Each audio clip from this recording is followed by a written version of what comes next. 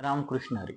आपण ज्यावेळेस कुठल्याही परमेश्वराची भक्ती करतो त्यावेळेस आपल्या मनामध्ये भाव असला पाहिजे. आता भाव म्हणजे काय?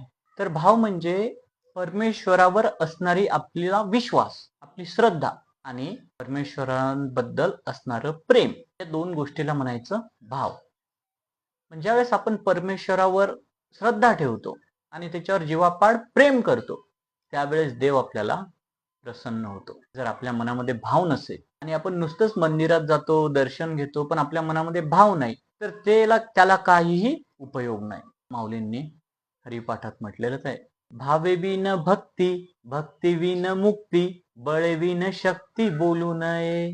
म्हणजे भाव जर नसेल तर त्या भक्तीला काही अर्थ नाही.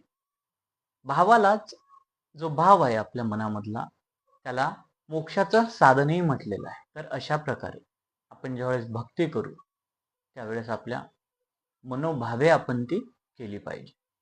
रामकृष्ण हरी.